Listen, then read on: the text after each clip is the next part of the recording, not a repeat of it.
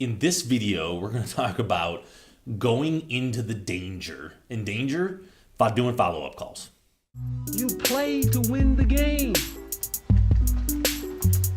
Hello? So follow-up calls. One of the best things you can do as an automotive repair shop is actually call the customer after they leave the building. Right? One of the things we cannot do as shop owners, we can't gauge how happy they are or how good of a repair job we did 5 days after they're gone. There's no mechanism. The only mechanism really is, right, you can send a paper survey, you can get an email address, or, right, you can pick this thing up and call them. And this thing wins, right? And I call this going into the danger. Why? Because you're going to pick up the phone and some people are going to say some things to you that they would never say to you if you didn't call them. So what we've learned and what I've learned is you do a crappy job and they leave. There's like two things that generally happen. One of the things that generally happens is, guess what? They're not going to let you know for a couple reasons. A, they don't want to be an asshole, right? They think they're an asshole if they come to you and say, this wasn't right, and like, you've seen those people where they're hesitant and it's like, whoa, you're entitled to be upset. Let me take care of that. And that's one of the beauties in follow-up calls, right? And the other type of person is they think you're an asshole, right? Because whatever, that's the stigma associated with our industry. Guess what?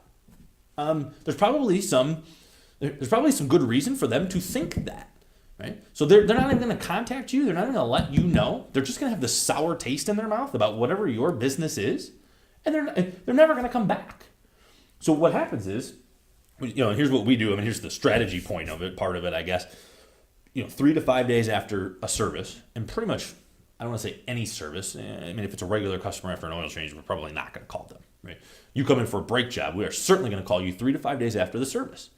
And I call it going into the danger because you just have no idea what you're going to get. And one of the beauties is they tell you. We have made some of the best customers from doing follow-up calls because when they realize you're not an asshole and you are going to fix it and you do care, they love you for it. And one of the things I say to customers all the time is, hey, here's the deal.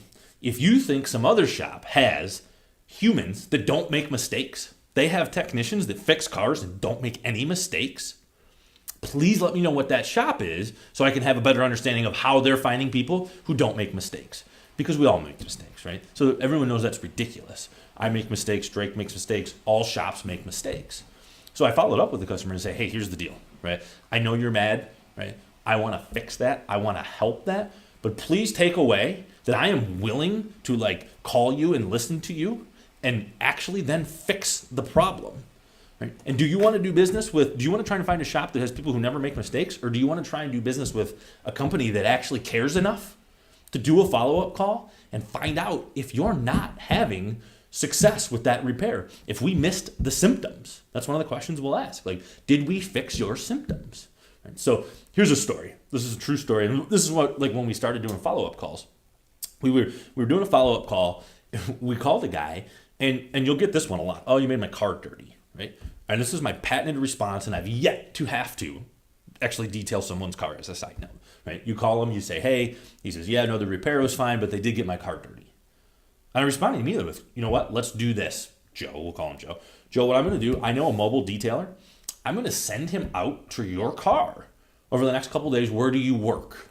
He's that's really, that's not necessary. I said, no, if we dirtied your car, I want to fix it. I want to undo that. And when you leave here, your car should be better than when it came in. Right? These are my exact words. He refused. He wouldn't let me do it. Right? He wouldn't let me do it. But that guy is a staunch supporter of my shop in Livonia, my other shop, not the one I'm sitting in, because that was my immediate response. It wasn't, I don't know if it was dirty. It was like, let me send someone out to clean your car. Right? So I went into the danger, I embraced the danger, and I said, let me fix it. Right? Let this company take care of it. And you will make customers out of just terrible situations that you would have never known existed. Do follow-up calls. Oh, and by the way, again, guys, like my videos, tell me they're trash, tell me I don't know what I'm talking about, give me some level of feedback. Again, we're going to post the phone number. If you got any question I'm not telling you I got the answer. I'm telling you I'd love to know it. I'd love to talk to you about it. I'd love to try and help you figure it out. Call me.